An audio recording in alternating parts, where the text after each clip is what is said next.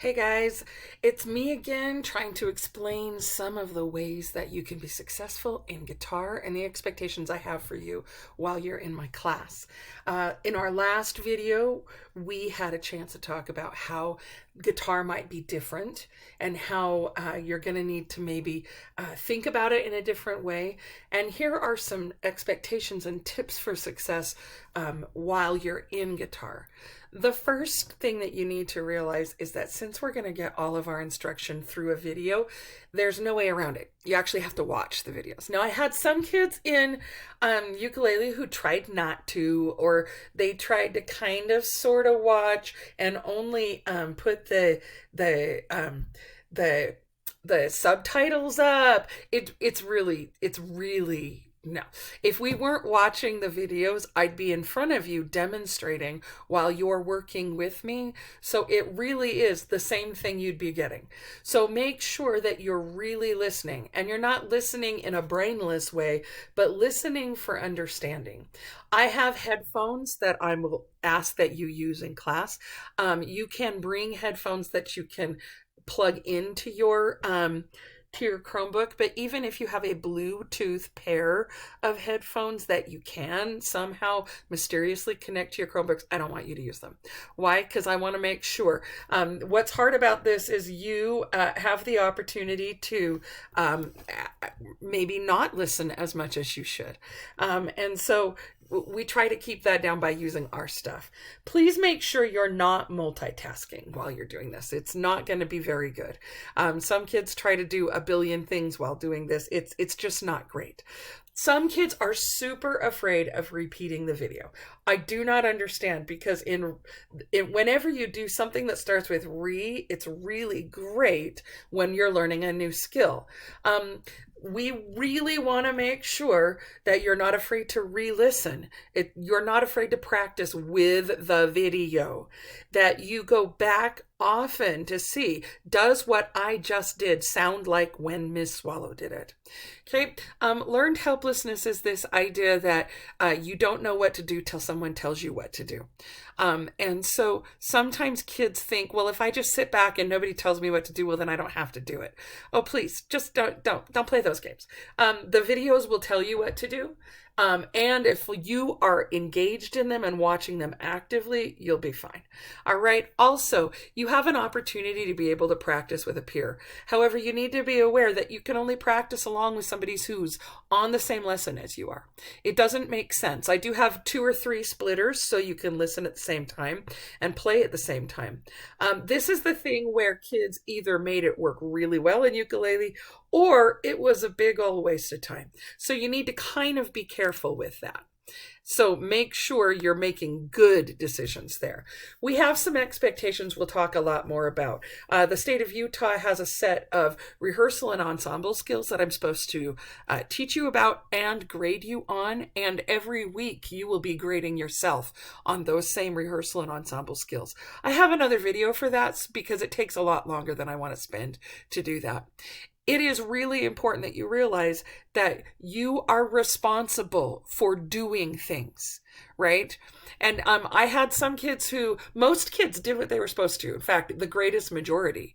But the kids who had Fs were the kids who really didn't do anything. Or I had to keep reminding them that they had to watch just my videos. It would be really great if you could discipline yourself to not have any other tabs open except for the one we're working on, that you're not watching or doing anything else, and that you have a plan. If you have a plan, then that self-direction, you'll make it easy to find everything that you need to, and it'll be really, really easy. It is really important that there's an awful lot of respect. The room needs respect, but not just respect for people, respect for the process. So that means if it's easy for you to play and you're talking to your neighbor, it may not be easy for them, and that would be disrespectful. Also, anything else that you bring into the space that competes with everything else, like your cell phone, not good. I don't do sunglasses, I don't do hats, and I don't do hoods. You need to turn your hats around, or even better, take them off. That way I can see what you're doing at all times. And we're using instruments, so you should never have food or drinks, candy, gum. There should be none of that, because it doesn't respect the idea that there are instruments there. We're going to have a lot of people in class. They always put more people in guitar than they should. We don't have the space to have a ton of people. And if you're not careful, even if I separate you out and you're not respectful of the space and aware, you may hurt somebody else's instruments. That's not good. Okay, respect the process, respect your time, respect yourself. By giving yourself ample opportunity to do what you need to do. It's really not that hard to be successful, but it does rely a lot on you. And some middle schoolers don't like that. Some of the best tips for success: please be focused.